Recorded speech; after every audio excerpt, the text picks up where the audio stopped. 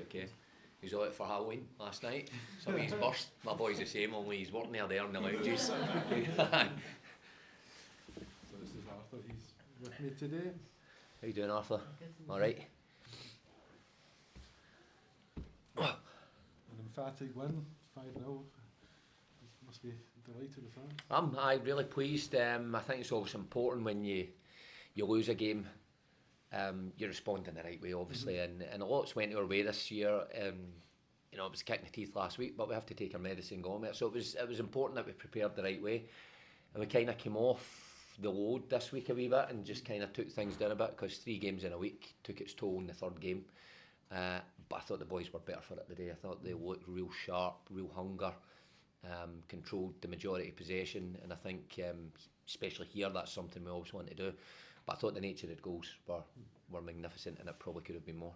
I mean, that's the thing, the 2 goals in the first half are cracking strikes. Aye. Well, they're 2 pleasing things. Alex Ray spends a lot of time with Ben Stanley.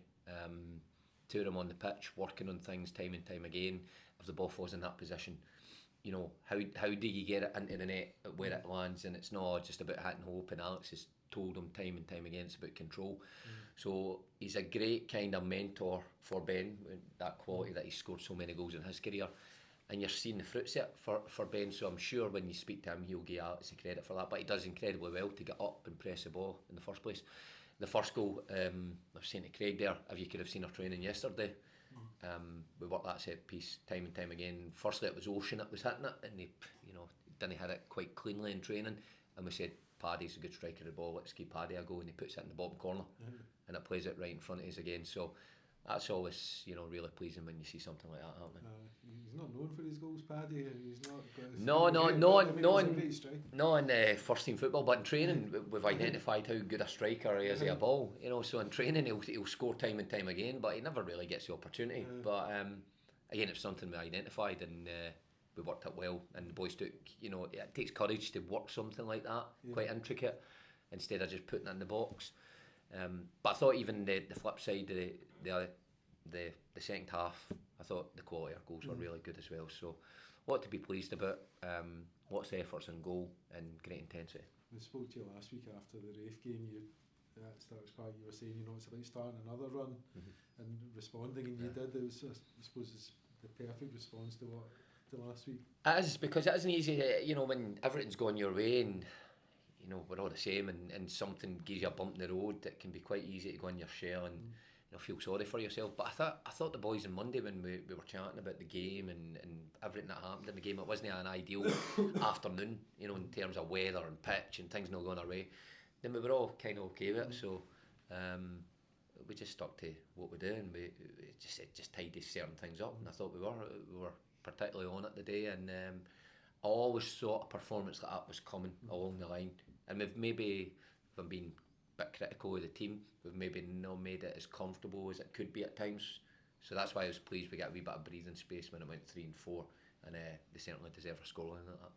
What sort of message do you say at half time when you're 2-0 up to let the lads keep going?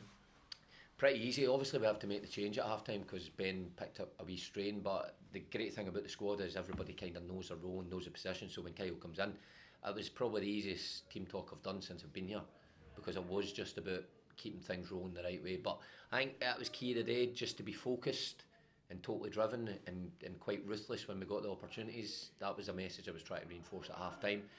In fairness to the boys, you could see the way they started that second half. They were, on the front foot, and I've played in games like that where you just get a feeling everything's going well and everybody's wanting the ball, and it leads to a scoreline like that. So it was just about keeping the foot to the floor, not easing up, not accepting 2-0 is all right, but of course don't be complacent at the back, because you've seen some opportunities themselves, and all it takes is that strike to go in the top corner and everybody's a wee bit nervous. So I thought they were pretty much on it, and kept focused and kept driving us forward.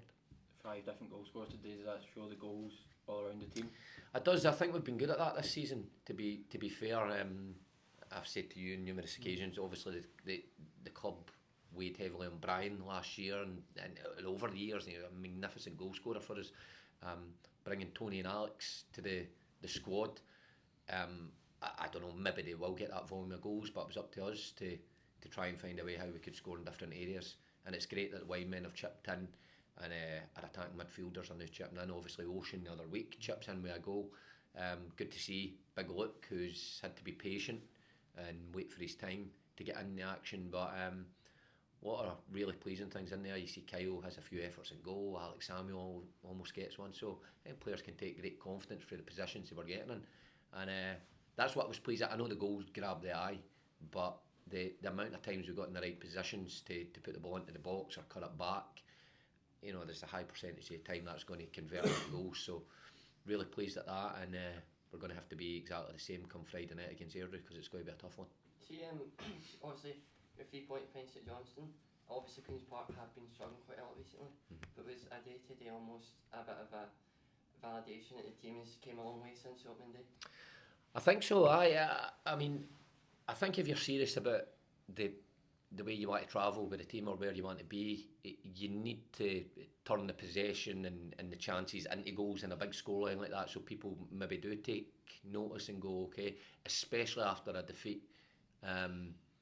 Where, you know, if we win 1-0 today, it's still 3 points at the end of the day, but I think with the work that we've put in to see the way that the goals have came about today is, you know, pleasing, and I think the guys will all agree there has been a result like that coming with the way that we play and how much of the ball we have at times, but take away all the tactics and the goals and, you know, putting in the top corner, the players have, I said to them today, the important thing is in this league you need to fight and scratch in the first 10-15 minutes to earn the right to play, and if we don't do that in this division you will get undone. So in the opening stages they battled away to get control of the game, but once we had control, it was pleasing that the nature of the game, how it rolled it. On the goals, obviously Stanley and Reading, which one was your favourite? You know what, I'm going to say Reading's purely because it's something you work on, and by the way, you work in that situation might never happen, so you spend probably 15-20 minutes of your time working on it with 20 players, opposition and you. The ball might never get a free kick there, and when you do get a free kick you have to make sure everybody's switched on, and remember we were working on this yesterday in training, so I think that's the pleasing thing, that it's a full collective, that there's 10 players in it. I know Paddy gets the goal, Stanley gets the layoff, but everybody's in the runs across the face to take the back line back, and then everything plays a part. So I think what I'm trying to kind of build here is a full kind of team effort that kind of showed it. See how he's played so well and he's got in behind so easily in the second half.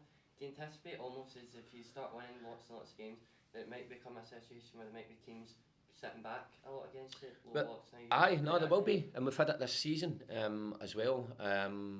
I think Airdrie here, when they came here, Airdrie scored in the first, was it 3 minutes or 4 minutes they scored, and they just kind of sat off the game, and we probably found it hard up until half time until we maybe changed one or two things in our approach, and again that's up to me to have certain contingency plans, and in fact we were working on some of it this week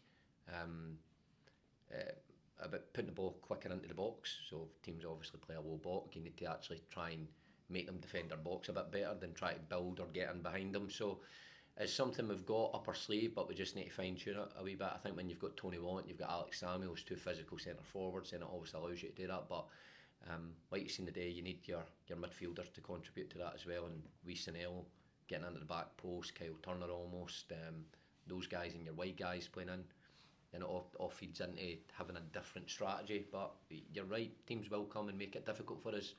Equally, we need to do that with other opposition as well. Thank you very much. All right.